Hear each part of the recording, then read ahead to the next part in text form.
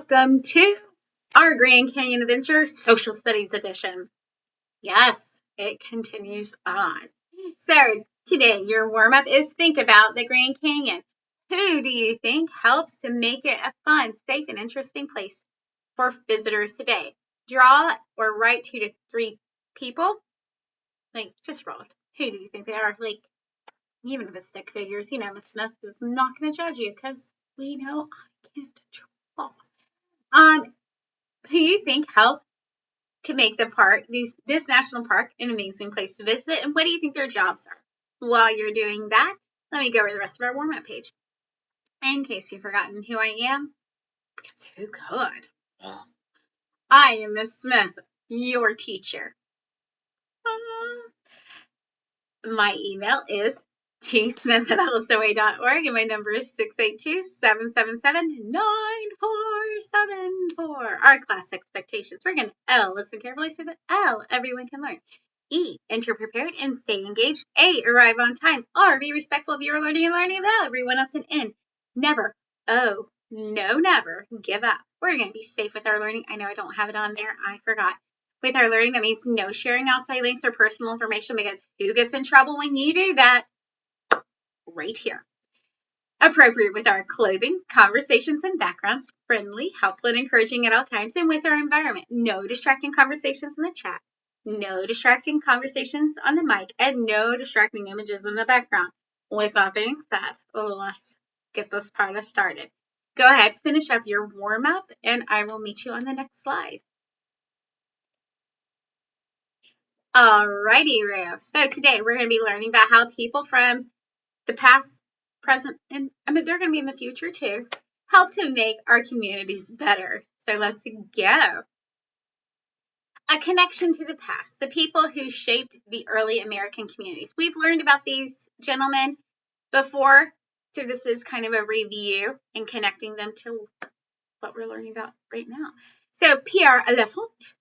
He was an artist and engineer. He designed the city plan for Washington, D.C., the capital of the United States. He made sure that the city had wide streets, beautiful parks, and important buildings.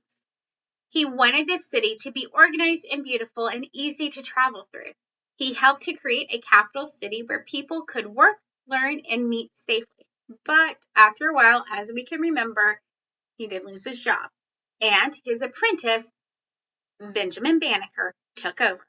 Benjamin Banneker was a scientist, mathematician, and inventor. He helped to finish the plans for Washington, D.C. after L'Enfant left. Remember, he redrew those plans in like 2 days. Miss Smith cannot rewrite a sentence that she just erased from her board in 20 seconds, let alone draw a plan from memory. Gracious. He made almanacs that helped farmers know about weather and planting seasons. He studied stars in space to help with maps and calendars. And remember, he was a freed slave. So he proved for those people who had any doubt, because why would we? He proved that African Americans could be great thinkers and problem solvers. And lastly, we have Benjamin Franklin. Benjamin Franklin helped shape the city of Philadelphia, which is where our Declaration of Independence was signed. He started the first public library so everyone could borrow books. He created the first fire department to keep people safe. He invented useful things like the lightning rod and bifocal glasses. Yes, Miss Smith has to wear those now. He helped write important papers like the Declaration of Independence, and he worked hard to make his community smarter, safer, and better. So, stop and think. Answer these questions. So, first one, who helped design Washington, D.C.? What did Benjamin Franklin create? And why are these people important? So, answer those two first and last questions using complete sentences, and then the second one, you just get to circle or highlight whichever one you want. So, modern Grand Canyon helpers. So we have park rangers. These people teach visitors about the history, animals, plants, and safety of the Grand Canyon. They lead tours, answer questions, and protect important places. They keep people safe by showing them how to explore the park safely. And they help make sure animals and nature are cared for too. We have map makers. They create maps to show trails, roads, and important landmarks and safe paths. They make sure visitors know how to find their way around large and tricky areas of the Grand Canyon. And they update the maps when new paths or dangers appear.